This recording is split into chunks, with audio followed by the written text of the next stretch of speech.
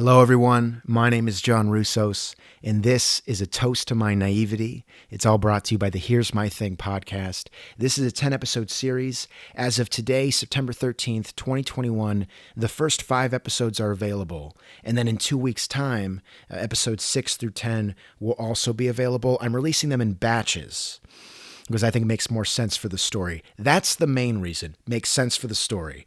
But then just under that, not as main of a reason, but still a reason, but not as main as the other reason is I love the word batch, and I love the word batches. This gives me just more reasons to use them. Batch and batches. I can say them more now, and people look at me. He's talking about the podcast. Batch. For me, here's my thing. There's batches of cookies. There's batches of homemade Chex Mix that you tuck into while watching reruns of Everybody Loves Raymond. And then there's batches of podcast episodes about spending time in a coffee shop, working in retail, and an online date. Here's episode 1. No more felt matted checker sets. Enjoy. Today marks a new day at a newer coffee shop, the one that I've spent the past month at.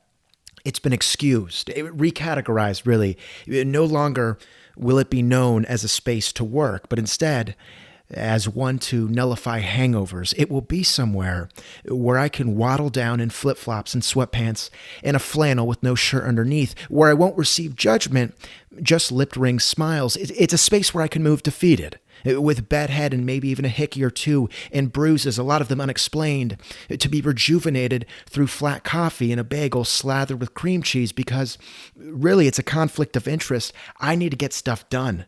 I need to make progress writing this book, and I cannot do that at what I now consider to be a social infirmary. What I need is social pressures. I need passive-aggressive behavior and agitated looks in my direction if I yawn or summon mucus too loud. I need to be around people hovering over the larger textbooks and MacBook Airs instead of Catan game boards and felt matted checker sets.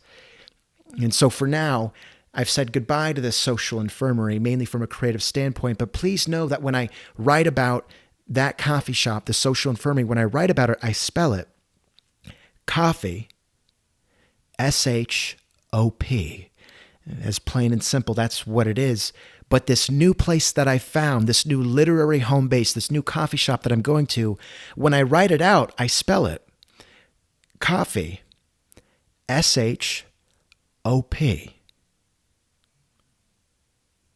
P-E. It's a boutique. It's the more fancier and judgmental of the two. They have oil perfume sticks in the bathroom and several hundred plants with leaves of various sizes and textures. And every nook and cranny of the store, there's less piercings per capita here. And the more I think about it, I can't recall seeing one septum taken advantage of yet. And the tattoos that walk in, they aren't as much the boulder-lined eagles and jaguars, but more often something sketched with .5 lead and no bigger than the size of a nickel with fingerprint-level detail. It's frequented by people who wear those hats that influencers from Laguna Niguel and music festivals wear, the ones that come power wash after being pirated and appropriated from Indiana Jones himself. I feel like everyone here thinks they're better than me.